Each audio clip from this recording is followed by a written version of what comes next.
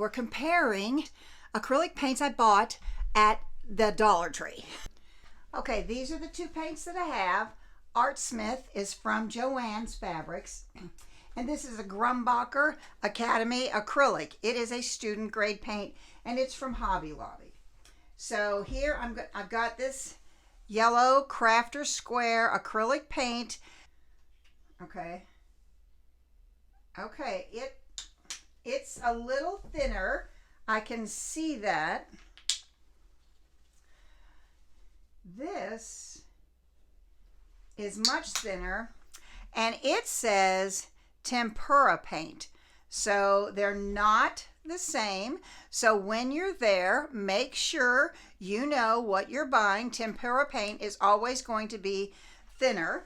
Okay, tapping the brush in the water, tapping it off on a paper towel because acrylic paint needs a little bit of moisture in the brush to adhere to the brush. Okay, so I'm going to start here with the first. This is the acrylic paint that is from Joann's. It's Art Smith. Okay. You have to, when you're doing something like this, you have to rinse the brush in between each item. Okay, now this is the Grumbacher paint. That just really slides right on there. I like, of the two of these, between the Joann's and the Grumbacher, I like the Joann's or the Grumbacher better. So now we're going to look at this.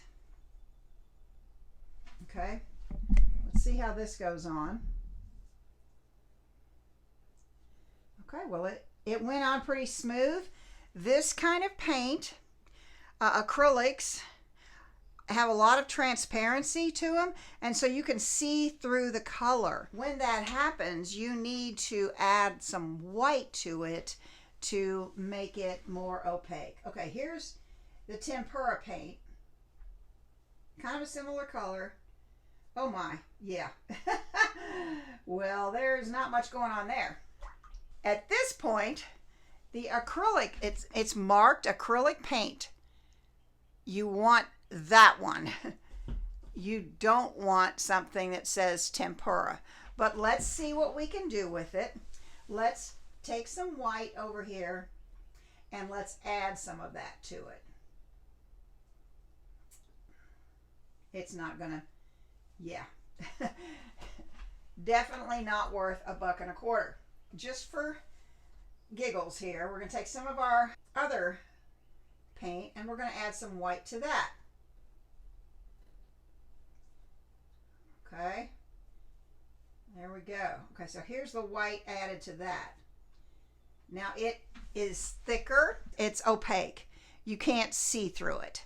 Okay, on this, you will be able to see maybe if there's another color under there, you'll see it. But once you add the white, you won't. Okay, so we know that this is not paint that you can possibly use to paint with. I wouldn't spend $1.25 on this at all. Even for children to paint. I mean, you can see you get no color whatsoever because it is tempera paint.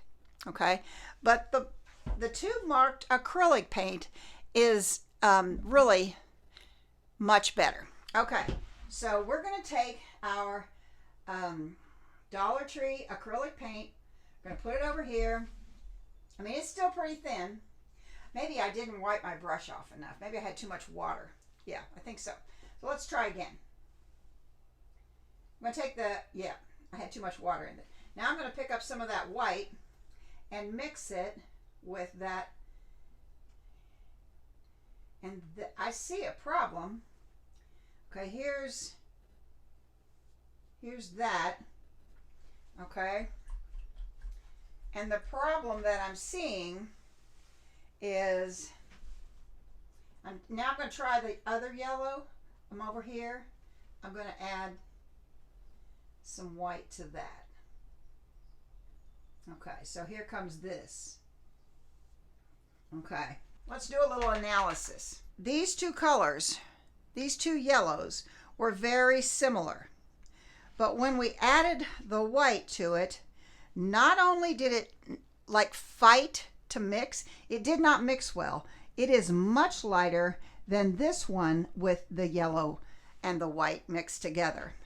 So this is not a bad product for children, but if you're trying to learn to paint, look for something like this, a student grade paint. It won't say professional grade, it won't say heavy body, but this is a good paint that you can actually use to learn to paint. The Artsmith is also a decent paint to learn to paint with. I was not happy with some of the characteristics. I bought several tubes. I have another video of this. I will put that in the cards up above. But this was not what I consider to be a very good student grade paint, although it will work and it will get you started. But absolutely, if it says tempera paint on it, you do not want it. Well, this was my thought on Dollar Tree tempera paint.